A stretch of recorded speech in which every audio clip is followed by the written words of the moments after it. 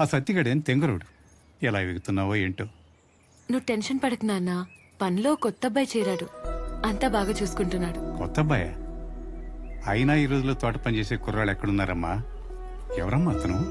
ఉన్నాడులే, రాము అని ఒక పిచ్చి పనుడు, ఎవరూ లేని అనాథ పాపం. సరే నాన్న, నేను బయలుదేరుతాను. నువ్వు టైంకి తిని మందులు వేసుకుంటే ఇంటికి వచ్చాక అన్ని నువ్వే చూసుకోవచ్చు. సరే, జాగ్రత్త అమ్మా. అలాగే.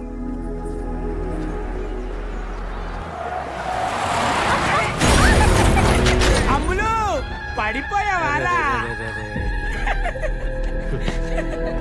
దిగరా.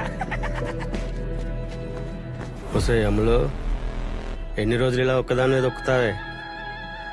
నువ్వు ఒక్కసారి వాడినావు అనుకో, నేను తొక్కి పెడతా. ఏమంటావు? మీ ఇంట్లో ఆడవాళ్ళకి బండ్లున్నాయి కదా, వాటిని ఎవరు తొక్కుతారు? ఓ, డబ్బున్నోడివి కదా, తొక్కడానికి ఎవరినో ఒకటి పెట్టే ఉంటావు. ఏం మాట్లాడుతున్నావే? నా సంగతి తెలుసుగా.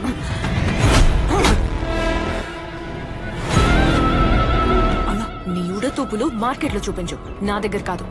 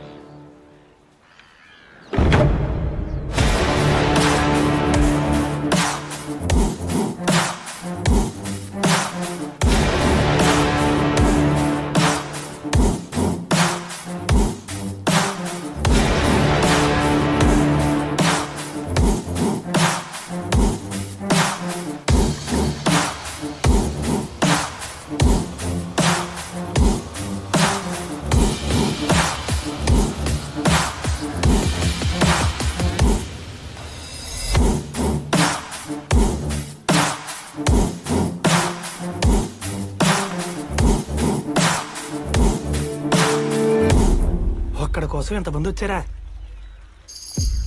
పబ్లిక్ గా కత్తి కూడా పట్టుకొచ్చారంటే పెద్ద స్కెచ్ ప్లాన్ చేశారు.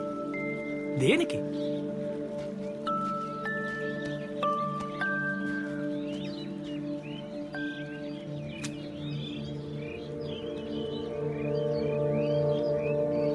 మేం ప్రాణాలు తీయడానికి రాలేదన్నా, ప్రాణాలు పోయి మనం అడగడానికి వచ్చాం. ప్రాణాలు పోయాలా? ఆ, నేను ఎంబీబీఎస్ అయితే డాక్టర్నే కాదు, మంత్రాలు చేసే మంత్రికుడిని కాదు. రాంగ్ అడ్రస్ బాబాయ్, టెన్షన్ పెట్టేశారు. నువ్వు మమ్మల్ని గుర్తుపట్టకపోయినా మేము అందరం నేను గుర్తుపట్టాం బాబు. ఆ రోజు నువ్వు మార్కెట్ యార్డ్లో చేసిన చిన్న పని వల్ల కొన్ని కుటుంబాలు కడుపు నిండా అన్నం తిన్నాయన్నా. కొన్ని రోజులైనా సంతోషంగా బ్రతకగలిగాం.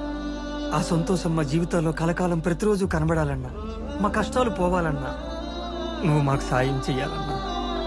అసలు మీరు ఏం మాట్లాడుతున్నారో మీకైనా అర్థమవుతుందా? నేను మార్కెట్లో కష్టాలు తీర్చడం ఏంటి? మీరు అనుకునే మనిషిని నేను కాదు, నన్ను వదిలేండి. ఆ మనిషి మీరు కాదని అమ్మలాంటి మట్టి మీద ఒట్టేసి చెప్తారా?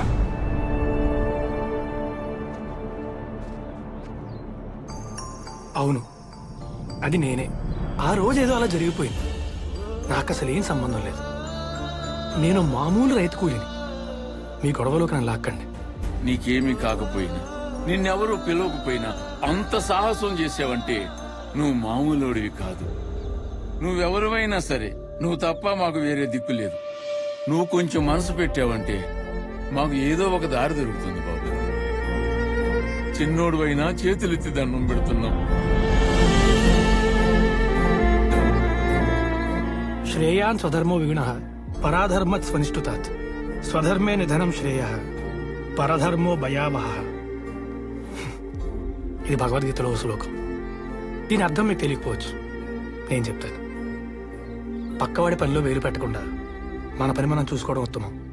అది దీని సారాంశం. ఉంటాను. లావొక్కింతయు లేదు ధైర్యము, విలోలంబయ్యే ప్రాణంబులను తావుల్ దప్పెను మూర్ఛవచ్చే ధనువును డస్సేన్ శ్రమం బయ్యడిన్. నీవే తప్ప నిత పరంబెరుగా మన్నింపందగుందీనుని. రావే ఈశ్వర, కావవే వరద, సంరక్షింపు భద్రాత్మక. దీనర్థం నీకు తెలిసే ఉంటుంది. దాహం కోసం వెళ్లిన ఏనుగు కాలిని మొసలి నోట కరుచుకుంటే విలవిలలాడుతూ సాయం చేసే దిక్కులేక ధైర్యం కోల్పోయి అయ్యా నీవే దిక్కని ఆ శ్రీమన్నారాయుణ్ణి వేడుకుంటే ఆయనే స్వయంగా వచ్చి రక్షించాడట. మా కష్టాలు తీర్చడానికి ఆయన రాకపోయినా ఎవరినైనా పంపకపోతాడా అని ప్రతి మనిషిలో దేవుణ్ణి వెతుకుతున్నాను. నీలో మాకా దేవుడు కనిపించాడు.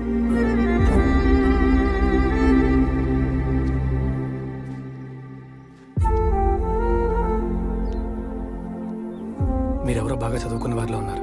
నేను చెప్పేది మీకైనా అర్థం అవుతుంది అనుకుంటా. నేను మీకు ఏ విధంగా సహాయపడలేను. ఇప్పుడు నా పరిస్థితి మీకు తెలియదు, చెప్పినా అర్థం కాదు. మీకు నిజంగా అంత కష్టమే ఉంటే కొంతకాలం ఓపిక పట్టండి. ఆ కాలమే మీ కష్టాన్ని తీరుస్తుంది. దయచేసి నన్ను వెళ్ళనివ్వండి. ఉంటాను. అదిగో వచ్చాడు. అడుగు. ఈ మొక్కలన్నీ బేరం నువ్వే చేసావా? కనీసం నాకు మొక్క కూడా చెప్పలేదు. ఇంతకు ముందు ఎప్పుడు మా సత్తుగూడెం వ్యాపారం చేయలేదు. తమరు కొంచెం మోస్తారా? ఏది లెక్క చెప్పు.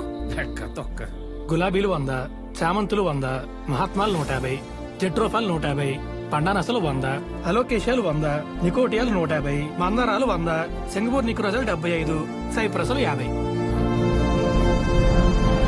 ముందు ముందు నువ్వు వాడి కింద పని చేయాలి చూడు. నువ్వు నూరు మీరు బొబ్బులు కదా. ఇదిగో నీ జీతం. అలాగే ఉంటది. ముందొచ్చిన కొమ్ముల కంటే వెనక వచ్చిన చెవులు ఎక్కువైపోయినాయంట.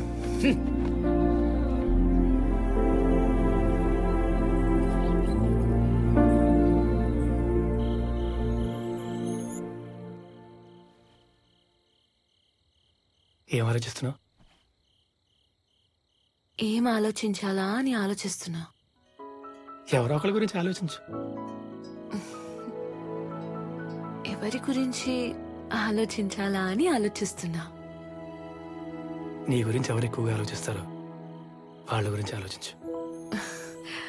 నా గురించి అంత ఎక్కువగా ఎవరు ఆలోచిస్తారా అని ఆలోచిస్తున్నా. నువ్వెవరి గురించి ఎక్కువగా ఆలోచిస్తావో వాళ్ళే నీ గురించి అంత ఎక్కువగా ఆలోచిస్తారు.